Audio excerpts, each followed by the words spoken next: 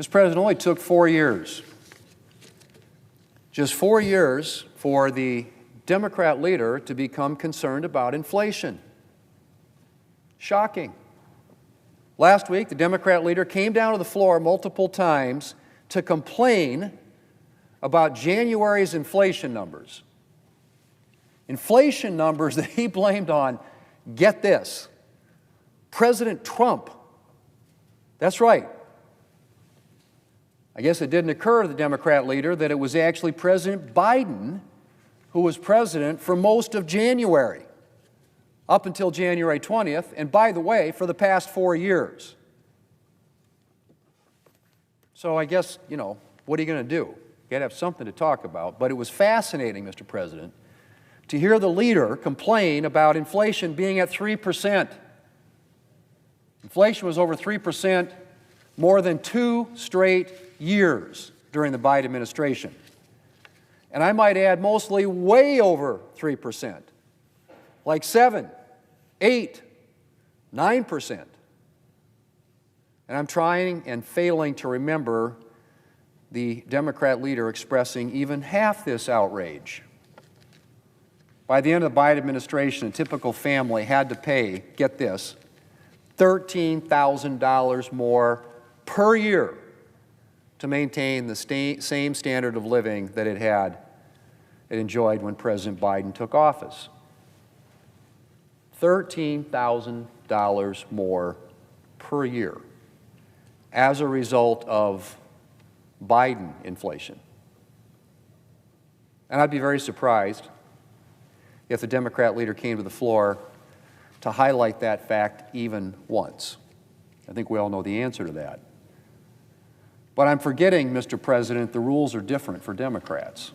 If you're a Democrat, it's perfectly fine and not at all hypocritical to plan to abolish the filibuster should you gain a majority in the Senate, but to use it regularly when you do not. It's perfectly fine and not at all hypocritical to convey outrage about a Republican president daring to use executive power, even if the prior Democrat administration used it profusely.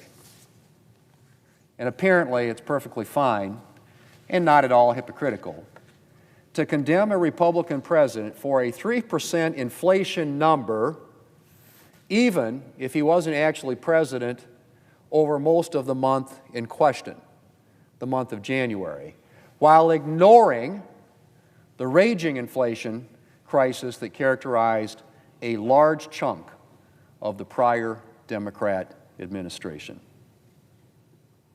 One rule for me, another for thee. That apparently is the Democrat motto. But Mr. President, I guess I should have some sympathy. Recent headlines have described Democrats as dejected, in disarray, and I guess they have to make some kind of messaging attempt, however weak and ill-founded. But I have to say, Mr. President, the hypocrisy is really something to behold. Mr. President, later today, the Senate will vote on the nomination of Howard Lutnick, President Trump's nominee to be Secretary of Commerce. The Secretary of Commerce has an important job. He or she is charged with promoting American industry at home and abroad and keeping our economy competitive both now and into the future. And I'm glad that President Trump has chosen an outcome-driven leader like Howard Lutnick for such an important post. Mr. Lutnick is a successful businessman who has spent 4 decades building up Cantor Fitzgerald, the firm that hired him after college. He's an inventor whose name appears on over 800 patents and patent applications around the world. And he's someone who's not only passionate about business, but who cares deeply about people. But Mr. President, Howard Lutnick's greatest business achievement is not building his own success or building up a company. It's rebuilding Cantor Fitzgerald over the last 24 years. Because Cantor Fitzgerald occupied the 101st through 105th floors of the World Trade Center North Tower. On September the 11th, 2001, every single employee who was in the office died. 658 people, including Howard's brother. It was unclear whether the firm could go on after losing 2/3 of its New York staff. So Howard Lutnick offered the surviving employees a choice. They could either go to 20 funerals a day for the next month, or they could work harder than ever to rebuild the company to take care of the families of those who had died. They agreed to donate 1/4 of their salaries to the 658 families of their colleagues with no limit and no expectation they would ever be paid back. And over the next 5 years, the firm and its employees gave those families $180 million. In 2008, Howard Lutnick made sure each employee got back double what they had been given, or what they had given.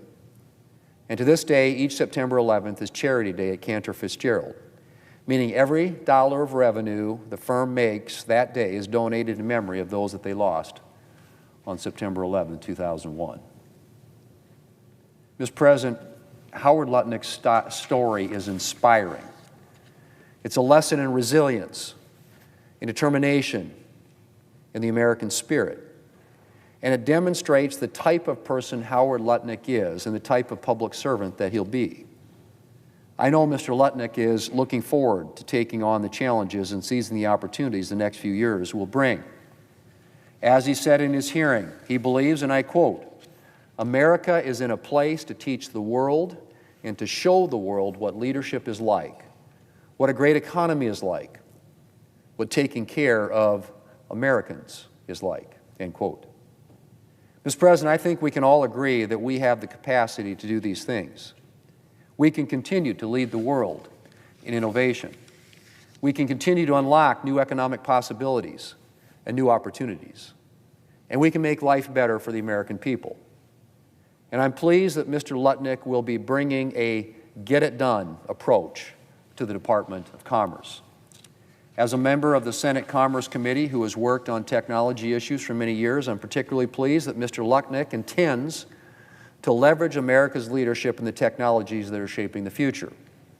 He's pledged to get his department moving on spectrum again, which is critical for next-generation technologies and competing with adversaries like China. In his first term, President Trump took spectrum seriously and opened up more megahertz for commercial use. But the Biden administration did little to nothing on spectrum. It merely released a national spectrum strategy that called for a number of studies, but committed to freeing up 0 megahertz of spectrum. I'm glad that spectrum will get the attention it deserves in a Trump administration. Broadband expansion is another priority that will require action. The $42 billion BEAD program was created more than 3 years ago, yet it has still not connected a single household to the internet. Why? Because the Biden administration overloaded it with conditions that made it unworkable for a lot of telecoms. Things like climate conditions for subcontractors, rate regulation, and union labor requirements, none of which, I might add, were in the law. Mr. Lutnick has pledged to finally get this program off the ground and spend that money only on actual broadband infrastructure. And as we compete to be the leader in artificial intelligence, Mr. Lutnick agrees that we should use the tried and true light touch approach that has enabled the United States to lead in the digital era. Just last week, Vice President Vance spoke in Paris about the great potential of AI and the importance of American leadership in this new technology. I'm glad that the Trump administration is committed to American leadership in AI, and the Commerce Department will have a critical role to play in balancing accountability with AI's great possibilities. Mr. President, the job of the Commerce Secretary touches just about every industry in this country. And behind all those industries are Americans working hard to provide for their families, live their American dream, and make their contribution to America's future.